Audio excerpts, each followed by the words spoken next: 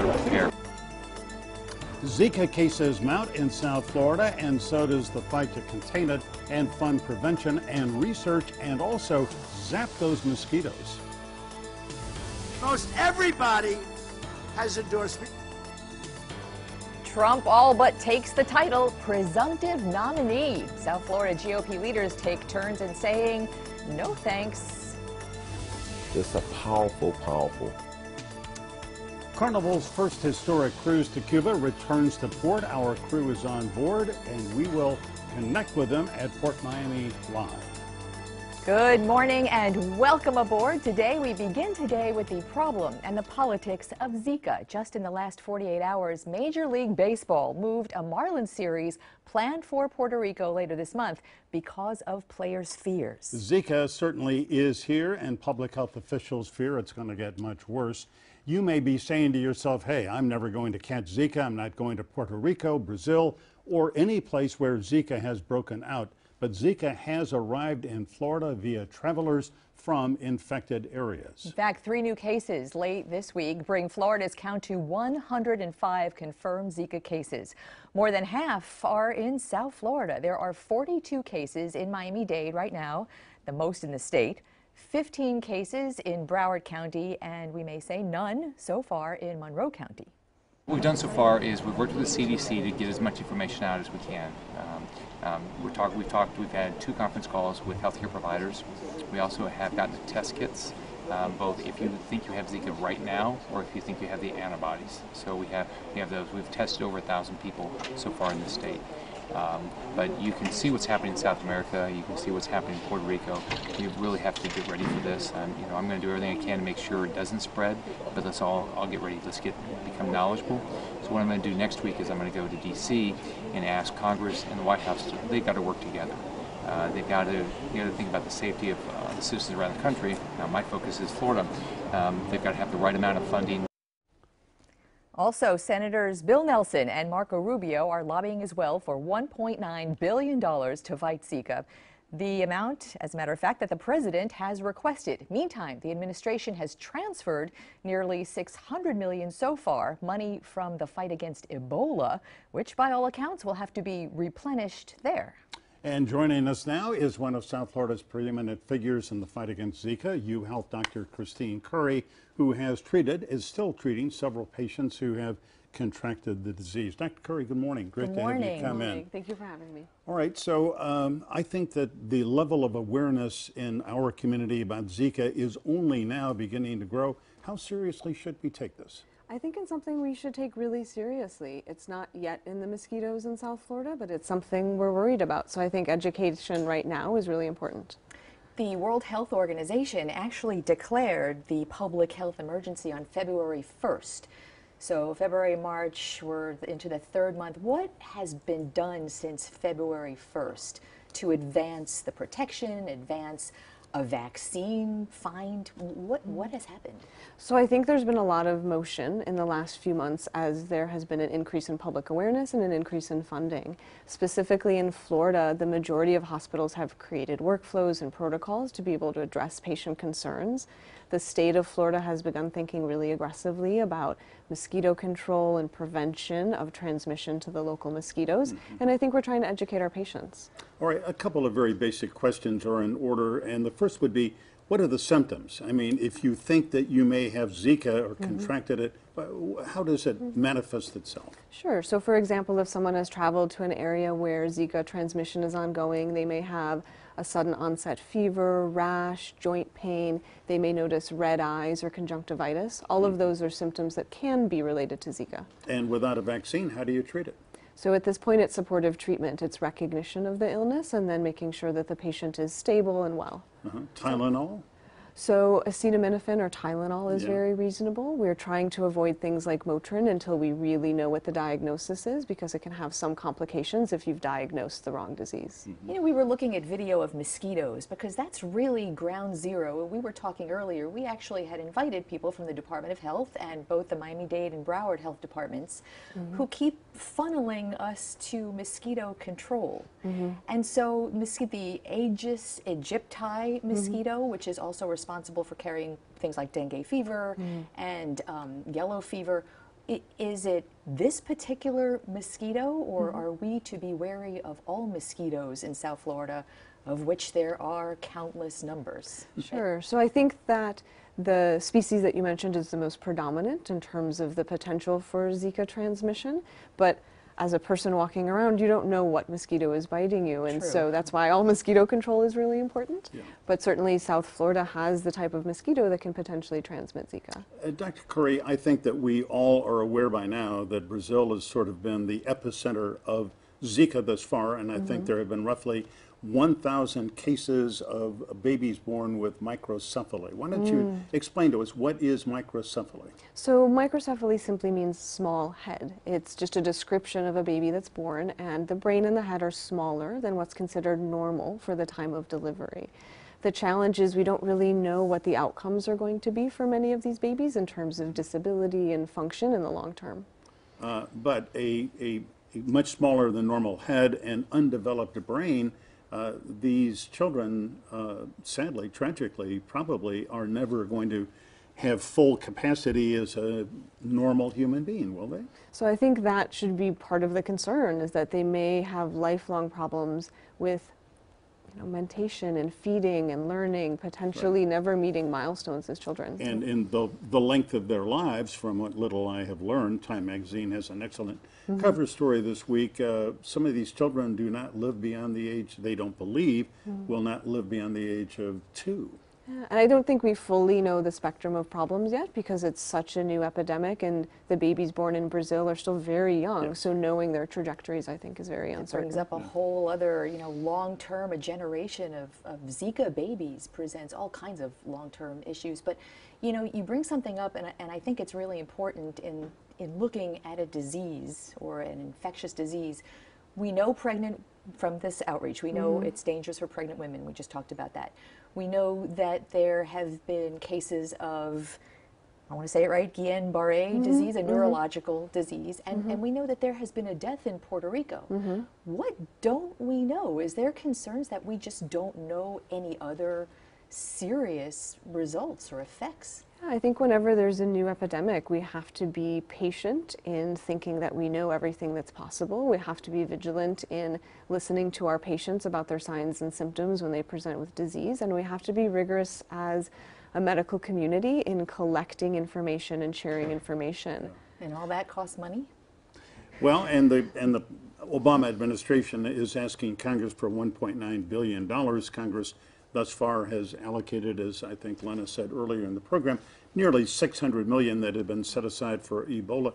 Let me ask you about a sensitive subject, and that is, I guess that the medical community has said that any man who has been in a Zika-affected area, whether he thinks he does or doesn't have the virus, should not have unprotected sex, because you can transmit this through sex.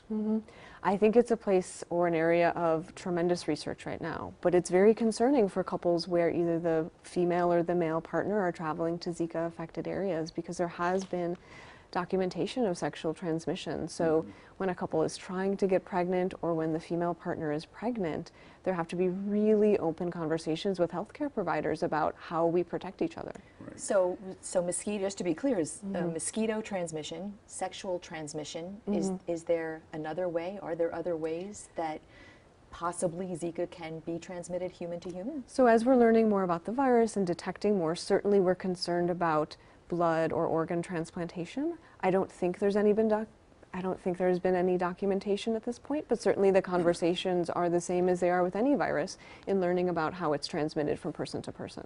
Right. Dr. Currie, you said before we came on the air live that you are in the course of treating a number, I think you said 5 women who are pregnant and who have the Zika virus. We obviously don't expect you to say anything to compromise confidentiality, but this must be very concerning to them and to their families. Sure. I think the biggest challenge with this disease right now is because it's so new, there are so many unknowns, and so the majority of the conversations are them asking questions out of concern, and myself and the medical community having the only response of, I'm not sure, I don't know. And so there's a lot of risk and a lot of uncertainty. Yeah. What is the plan for it? Presumably there will be some funding, maybe it won't be the 1.9 billion, but what will that money address? Will that go for mosquito control? Will that go for vaccine research? Do you know what the plan is? I don't know what the exact plan is. I know the areas that are of concern when we have these conference calls are obviously mosquito control. And then we think about the testing and treatment for men and women who are potentially exposed abroad or potentially exposed in Florida. And then the other thing to think about is, because it's a disease that so predominantly affects pregnancy, thinking about how do we educate and help with contraception and planning pregnancies more deliberately. Boy, a lot to think about. Dr. Christine Currie, thank you for so much. taking time to come in and lay out some good, hard facts about this. Appreciate that very much. Thank you so much. And next up, the ship has come in. Carnival's first cruise to Cuba is back at Port Miami right now, and our crew is there for a debrief. Stay with us. The fully booked voyage visited 7 Cuban ports, 7 I believe, over the course of the last week on what Carnival Corporation calls a social impact cruise. It set sail amid civil rights and discrimination lawsuits and a PR nightmare as the public became aware that Carnival had first decided to comply with the Cuban government policy that barred Cuban-born Americans from entering Cuba by sea, a policy that eventually was changed at the 11th hour. Our Local 10 news crew was among the 700 people on board for that experience. And just off the ship, there's Hetzel Vela, joins us live from dockside at Port Miami. Hetzel, good morning. Bienvenidos. Welcome back. Michael, Glenna, good morning. I have to tell you, such a historic week and something that a lot of these folks will remember. And we're not just talking about Cuban-born travelers, we're also talking about regular, average American travelers. One of the memories they take back with them is that unbelievable reception they got when they first arrived in Havana, just the first stop of 3. Then we went to Cienfuegos. Finally, we ended our voyage in Santiago. So you're going to get a perspective here of our entire voyage, what people liked, what they didn't like. And you're also going to hear from Fathom CEO Tara Russo about the future of this voyage. On day 1, as the Adonia ship approached with 700 on board, something we've never seen before. Dozens of Cubans waiting to embrace the future, but you could not ignore the past. He's my brother.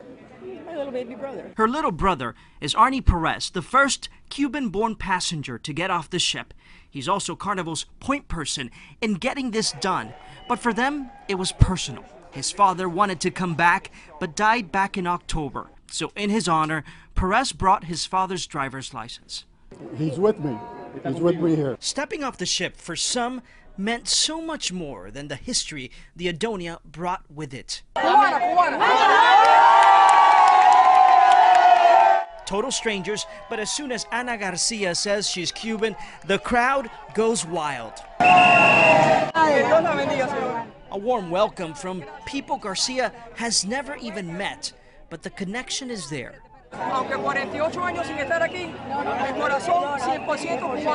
Back on the island after 48 years and 8 days to be exact. Her heart, she says, is 100% Cuban. Just thinking of that day when we left and shaking like a leaf right now. Away from the crowds, Garcia takes a moment to take it all in and reflect. A prayer to say thanks, for this was a day unlike many in her life. On day 2, passengers started telling us a day and a half was not enough in Havana and that they wanted to see the real Cuba. This is what the government wants you to see as far as the tourism. Initially, Fern Jackson of California thought they would be restricted on where they went. Not the case, she says. Overall, a good experience, and she wants to come back on her own. I knew that there were going to be glitches. Any inaugural anything has glitches. We also heard from Cubans, people who live here, like this man who out of fear did not want to show his face, but had no problem criticizing tourism in general here in Cuba. It can't be government-controlled tourism, he says. You cannot put people on a bus for a day and take them to a museum. That's not the real Cuba. Our second stop was Cienfuegos. By bus, our group was taken to the first stop, Jose Marti Square. There is something interesting about this building. It's very quaint. The people have been friendly. passengers were able to go inside some of the buildings, including this theater, where they saw a special performance. It's kind of a taste of a small town in Cuba. We saw the big city. What would you like to have seen more of? Oh, the back streets. Oh, yes, absolutely. It's a way our two countries can get to know each other, he says, but this couple says there should be more interaction. Taking pictures of it all, Patricio Chaviano, who told us he's able to run his small private photography business because of the relatively new Cuban laws that allow people to open private businesses. The economy, he says, gets better for all of us. Our last stop was Santiago de Cuba. The old fort is the first sight we saw coming into Santiago. At the terminal, like in Havana, dozens of Cubans watching and waiting. The reception that we got when we arrived, that was awesome. Santiago de Cuba is the second largest city known for music, rum, and revolution. We stopped by the city cemetery where several notables are buried, like Jose Marti. Every half hour, every day of the year, a ceremony to honor the memory and legacy of Cuba's national hero. It's where his remains are buried. We then stopped at the city's old fort that once defended the city from invaders, from pirates. Estamos muy contentos, muy agradecidos. It's a dream to see, says 50-year-old Nubis Martinez of Americans coming by ship, who adds her sales are up because of tourism. This couple from Punta Gorda, Florida, says if you want more interaction with the Cuban people, you have to make it a point to get it. I walked over and talked to some of the taxi drivers and things like that just to get a feel for what it's like to take care of these vehicles. For others, what they saw, the taste they got from this first historic voyage was enough. I'm encouraged to come back. And maybe coming back, I could do more immersion, more of that. We feel beyond grateful and really proud and just humbled. We sat with Fathom CEO Tara Russell to talk about the entire journey Saturday. We're just getting started in Cuba with our partners there. We have lots of tweaks and progress. Russell says they'll be doing additional training with Cuban guides on the ground. On this first trip, the average age was 60. A third of the passengers were under the age of 50. Over time, our travelers will have a lot more ability to customize their journey as we bring those things to life. I think it's safe to say, Glenna and Michael, that if you want to summarize this trip, you can learn the fact that there is a hunger from both sides of the Florida Straits for more interaction and more, I guess, more interaction and more in. It's just exchange of information and idea. You could see it from the Cubans. You can also see it from the Americans on the ship. One thing we have to mention also as well is that there were some issues with health on board the ship. A couple people, 14 cases, they say, of a stomach virus. They would not confirm if it was norovirus, but this morning we could see it because getting breakfast, you could not even get your own food. It had to be served so that everything could be kept sanitized on ship. Well, a fascinating series of reports, Hansel. We're so glad that you were able to do this, you and your photographer, Ishmael Lewis, and O'Reilly Newman, the engineer. I've got to say, I kept watching and thinking to myself, what's the difference between a social impact cruise and plain old-fashioned tourism? I mean, did you see one? Yes, in the sense that in plain old-fashioned tourism, if you were on a regular cruise, you could get off and do your own thing. Here, it is sort of required that you take part in those tours that they provide for you because remember, Michael, they have to meet the people-to-people qualifications coming from Washington, D.C. So that's a bit of a difference, but you're right in a way because folks on the ship were also could do what they call self-certification, which means they could go out on their own and they could do some of the same things, except they have to be people to people. Who's watching, who's looking, who's approving? Supposedly the Commerce Department, but no one really. Likely, Hatzel, that the Cuban government had a big hand in deciding what those person-to-person contacts would be, but what is interesting to ask about is how the very few, relatively few, I think you mentioned 12 or fewer, yes, Cuban Americans who were aboard, were they treated differently? Were their passports, did they have to surrender their passports to the Cuban government when they got off the ship? What was the differences in how they were treated as opposed to U.S.-born Americans. You know, at least from this first voyage, we did not see any difference. Everybody went through customs, through Cuban customs the same way. It was actually a pretty efficient and fast process, very different than what we see every time we fly into Havana at the airport. So no problems that we took note of, at least on this first voyage. Hatzel Villa at Port Miami, just off the Adonia. Hatzel, congratulations. Thanks for some great reporting and for sticking around and being live on This Week in South Florida. Thanks, Anytime. Hatzel. Next up, we take it all to the Roundtable. Stay with us. Time for our favorite part of this program, the Roundtable, a closer look at big stories trending in the news this week, and it was a big week in presidential politics. Was it ever? We have got that and so much more to talk about with our Powerhouse Roundtable. This week, Mark Caputo, welcome back, reporter with Politico Florida. He writes the Politico Florida playbook that lands in your email, my email, early every weekday morning. Ed Pizzoli, an attorney at the Fort Lauderdale firm Tripp Scott, where he is also the president, active in GOP party politics locally and nationally. And we are glad to welcome for the first time an old friend, Guillermo Martinez, a veteran South Florida journalist, currently writes for the Sun Sentinel, previously at the Miami Herald, where I met him in 1977. I know. Seems like yesterday, doesn't it? You have to pull back the column the first time I almost quit. Anyway, it's great to have Welcome. you, Guillermo. Thank you. Welcome. Shall we start with Zika? Because what we did not discuss with Dr. Currie, Mark, why is Zika such a political issue? It seems like everything is now, and Republicans now control both the House and the Senate, and they need to re-remember how to govern. After all of these years they've been in the kind of wilderness in Congress, they've been the party of no. Now they have to be the party of doing something, and I think they're shaking off some of that rust. But in the end, it's going to be tough for me to see Congress not passing some emergency package. You got Marco Rubio and Barack Obama on the same side. Usually means you're going to have something that has some bipartisan support. Ed, I see you kind of shaking your head a little bit at Mark's comment. The administration has asked for $1.9 billion, and some in Congress have said, hey, that's a fictional number. Give us a hard plan. I saw Representative Debbie Wasserman Schultz last night at a charity event, and she said there is a plan, and we need that much. I mean, how's this going to get resolved?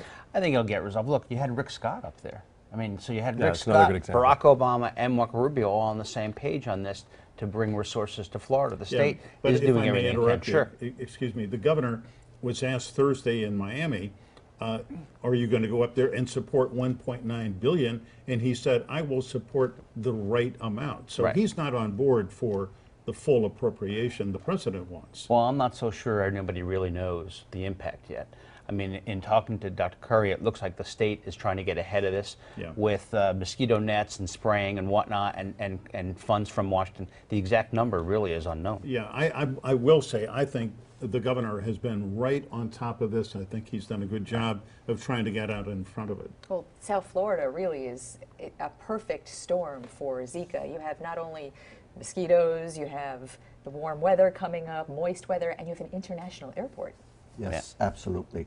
South Florida is the breeding ground of mosquitoes down here. And any one of us who has been here for 50 or so years knows that when the rainy season comes, mosquitoes are right around the corner. And that means danger. It's going to be hotter and wetter in the coming months, and let's hope that what we're seeing here on the video, that the mosquito patrols are out in all of South Florida. Does anyone know, do you know that we're watching all this chemical being sprayed?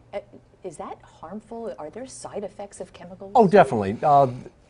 Florida, the Florida Keys has the best mosquito control district in Florida. Wait, that's where you're from? Yeah, they used to use DDT way back when. They then went to a mixture of something called dibrome, which has a oil in it that kind of fogs. One of the things that we're not talking about is the Keys is the front line for a genetically modified mosquito. They're trying to use to introduce into the population to kill this specific type of mosquito, Aedes aegypti, apparently is its name. It has evolved to solely hunt humans, and it passes Zika, dengue, chikungunya or something. it's a bad thing, but the folks in the Keys don't like it. They think these are kind of Franken-skeeters and they're worried. So we're going to have to see what happens there. It might be the next few weeks, next few months that it occurs. Yeah. But, you know, I live now in Miami, and I got to say, my neighborhood's really buggy. I wouldn't mind if they tested it out there. So. All right, well, we shall see. Let's move on to the subject we just saw Hezbollah report on. Guillermo, when you saw the pictures of the Fathom Adonia sailing into Havana Harbor and all those Cubans with U.S. flags and Cuban flags, waving them, welcoming them, what did you think? Well, I thought it was very much of a government-planned event. The people were these 2 by 6 inches flags, waving it. One man carried a 4 by 6 flag. Yeah, and look what happened to him. And look what happened to him. They arrested him. You know, Michael, the issue that concerns me, first, let's not scare anybody. The Cuban government needs dollars, and because they need dollars, they're not applying the law. But the American embassy says very clearly on its page, the Cuban government does not recognize the American citizenship of Cubans born in Cuba or of their children born in the United States. So what does that mean? What could they do to, say, a second-generation Cuban-American who arrives and presents a passport but has the name Martinez? Well, very simply, Cuban heritage. Very simply, they need to do. They need 2 things. They need a Cuban passport. This is what the Cuban government is doing, is getting dollars. Yeah. So they're not applying any of this to anybody. But you need, even if you're Cuban, you need a Cuban passport, and then top it off, you need a Cuban visa. So it's really crazy, and the Constitution of Cuba says the opposite. But there's one thing that bothers me above all, and that the United States is treating us as second-class citizens, because they would not allow this to happen to any other ethnic group of people going any place. They would not allow. First of all, they were going to prevent any Cuban Americans from going, and then they finally relented. And, you know, it really is the search for dollars, the desperation of a country that was supported a sugar daddy. The last one was Venezuela. Venezuela is collapsing economically, culturally, politically. Yeah, that's what you get when you have 20 years of socialism. I mean, that's where Venezuela is right now. But look, here's the issue. You want to go to Cuba, there's curiosity to go to Cuba. There's a lot of Cuban Americans in our community who really want to, but you really got to think twice today anyway, until some of these things get worked out. You wouldn't want to be, look, you're a step away from an international incident if some American tourist who was born in Cuba but traveling on an American passport is detained by the Cuban government.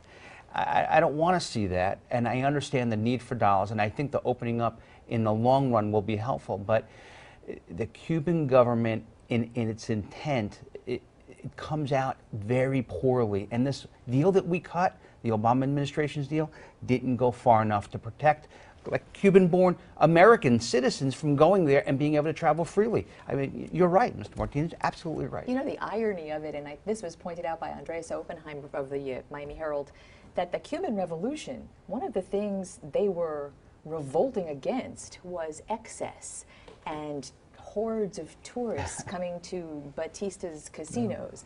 And now it sort of has come full circle because of the 3 things: parking meters, casinos, and prostitutes. Those are the 3 things that the Cuban Revolution wanted. First, Michael, one last thing that's important in all of this. The Castro brothers, both of them, have said, we're not going to change. The United States can do whatever it wants. We're not going to change. Communism, socialism is the only way forward. That's our plan, and that will be our plan. Hasta la victoria siempre. And Raul Castro, who was going to govern until 2018, has now said, well, I think I can make it till 2021. They're both in their 80s. I wish them luck. All right, let's talk presidential politics. Before we do, let's hear from the man himself, Donald Trump, yesterday. She's married to a man who was the worst abuser of women in the history of politics. And Hillary was an enabler, and she treated these women horribly. Just remember this. And some of those women were destroyed not by him, but by the way that Hillary Clinton treated them. Boy, what a preview of the campaign to come. Where do we even begin? I mean, not even the nominee yet. And Ed, he is calling Hillary Clinton an enabler of a serial philanderer, which Bill Clinton may have been at one point, but nevertheless, what's that got to do with 2016? Well, it's got to do, look, the tone, put aside the tone of Donald Trump. You miss the point if you're fixated on one of his tone or something else. What we're looking at is an anti-establishment candidate, Michael. And ultimately, he won the Republican nomination, or is about to get the because of that. Republicans came out, look, he beat Marco Rubio, favorite son of Florida, took almost 50% of the vote and won every county but Miami-Dade. And Jeb Bush as well. And Jeb Bush as well. And so I understand that some of this is troubling to me, but not that statement. I mean, frankly, the Clintons went after some of these women. They did. Well, wait, it's not troubling to you because you may not be female, but it's going to be troubling to a lot of people. And what it sounds like to me is he is toward the general election, looking at Hillary and knowing that he's taking a lot of heat on what he has said about women, some of his positions on women's issues, and this sounds like defense. Glenda, and also add what the wall with Mexico and the immigration, it says he may win, he may have won the Republican Party nomination, but with 17% of the voting public in the United States Hispanic, he's got the African-American population, the Hispanic population, he's got women. It says he is going to have a very, very hard time winning the elections this fall. And Mark Caputo, I've read this week that as opposed to the 1984 election where it was morning in America, Ronald Reagan won with a lot of some Hispanic votes and a few African-Americans, but 14% of that electorate were women, minorities, and this year it's going to be 30%. Right. The white coalition, so to speak, is falling apart, and Donald Trump, like many Republicans, is looking at this demographic problem he has. If you look at the polling in Florida, there was a poll released last week from Associated Industries of Florida, a business group. It showed that Hillary in Florida is performing stronger among Democrats than Trump is among Republicans. And she's also beating him among independents. She also gets a higher percentage of Republican crossover votes than he gets Democratic crossover votes. You look at women, you look at minorities, you look at almost every layer of this cake that he's facing, and it's just not, those are not good numbers for Donald Trump. That having been said, I think Hillary Clinton with her email situation has shown that she has a capacity to screw things up. So if anyone thinks the election's over now, I would disabuse them of the notion. We've counted out Donald Trump before. I'd suggest we not do it again. And I would, if you don't understand the movement, put aside Donald Trump. If you don't understand the anti-establishment movement in the country, I think you're sorely mistaken. I think we missed that early on. And the second part is you have a very structured, kind of scripted candidate in Hillary Clinton, and you have a very unscripted candidate in Donald Trump. Right. She is liable to make real mistakes in the campaign. There's a lot there. Emails being one. I do think that this is going to be a hard race. It's going to be kind of a nasty race, but ultimately, Florida, I think, is going to go Republican. So you do. I do. You're calling Florida. Oh boy. This will be on the internet for all to see. I'll wager you 5 Cuban pesos. I'll take that deal since that's not much. And now we're gambling on This Week in South Florida. Is there room for a third-party candidate at all? No. A libertarian? I mean, there's room. There are going to be others on the ballot, but realistically, presidential elections come down to 2 choices, Even the red or this the year? blue. Yeah, even this year. What's interesting also is the way that Donald Trump is being fragged by his own party. Paul Ryan, the Speaker of the House, came out and dissed him. Jeb Bush said he's not going to support him and he's not going to convention. Bush's dad and brother said that they're not going to go to convention and become involved. So one of the other challenges that Donald Trump has is that he's being sandbagged by a lot of members of his own party. But doesn't that go to his whole campaign of bypassing the party and the establishment? They're coming back. The back. voters like that? Look, you watch this meeting on Thursday. They'll come out hand in hand. Paul Ryan will support. Really? My guess is so? Paul. Yes, I do think Donald Trump's got to go to Washington, come out of there with plenty of support, and because people understand that. Look, if you're a never Trump person, that means you're for Hillary. And Republicans have to understand that is just the basic equation in today's election. The bottom part of the ballot, senators, congressmen, Republicans are very much in danger of losing control of both houses because of Donald Trump. Right. And they're running independent campaigns. Well, and Ileana Ross-Lehtman and Representative Carlos Curbelo, both of Miami-Dade, have reaffirmed this week they're not going to vote for Donald Trump. They're not endorsing him, and you know, they say we're not going to vote for Hillary, but we are not with them. And Mickey Mouse has a lot of votes in Florida now. But that's pretty much in any election. Yeah. But Ted's point, never Trump is maybe Hillary. And if enough of the party doesn't realize that, they're going to have to accept the fact that she's going to be the next president. So might November come down to people not voting for someone but voting against someone? Or just remember, if your voter doesn't show up and vote for your candidate, that is effectively a vote for the other candidate. And then, of course, if your voter comes out and votes for the other candidate, it's essentially two votes for the other candidate. But let's understand something. You have the same equation on the Democratic side. You have a set of Saunders voters who will not vote for Hillary. And there'll be a set of them who will look at Trump as a realistic opportunity. So there'll be a mix. Oh, no, come on. Trump, Sanders, oof.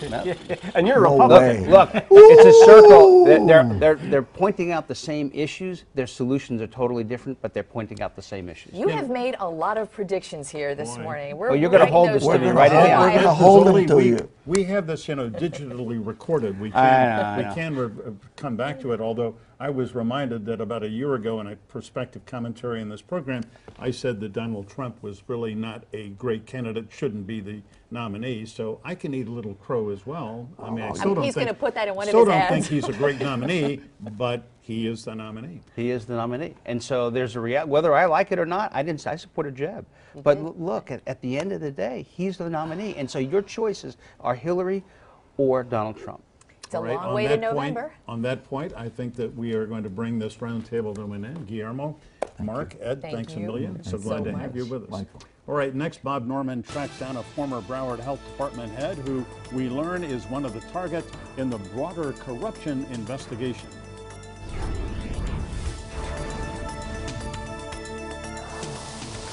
Of corruption at Broward Health, the action of the district's former purchasing director are a big part of that investigation. Brian Bravo was fired late last year. He got a significant severance package. Bob Norman tracked him down this week. This place has had a culture of corruption. Private investigator Wayne Black was hired by Broward Health last year to root out corruption. And a culture of obstruction for too long. Black reported that he found evidence of alleged kickbacks and other wrongdoing by this man, Brian Bravo, then the Broward Health purchasing director. The FBI is now investigating. Hi, Brian. I tracked down Bravo at his home in Cooper City. I need to talk to you, and was surprised to find him sitting in his BMW in the driveway. Brian, did you take kickbacks? I learned that one allegation against Bravo involves the improper use of a Learjet. This is one of the first allegations. Former Broward Health Chairman David DiPietro said he was told Bravo accepted at least one flight courtesy of a Georgia-based medical supplies company called MedAssets, a top vendor for Broward Health, for which Bravo oversaw hundreds of millions of dollars in purchases.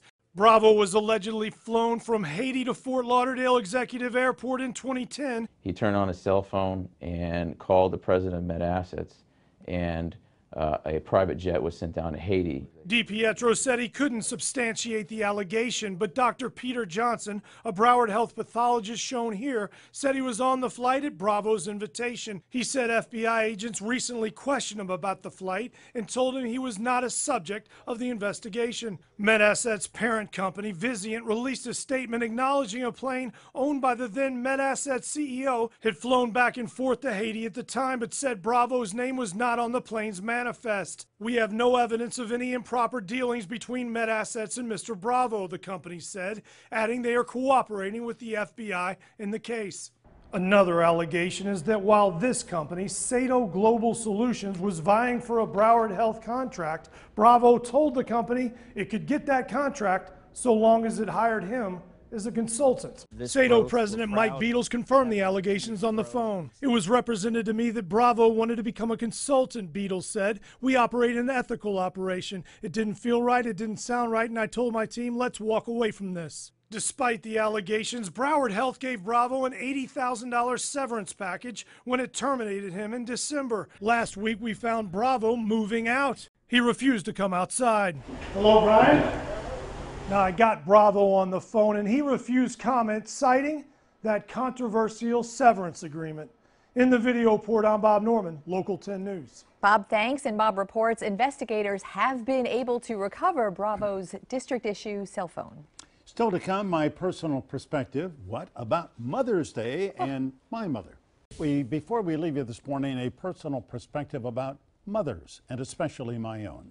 Here is a picture of my mom when she was in her early 70s dancing, which she loved to do. That's a gene that seems to have bypassed me, but not her.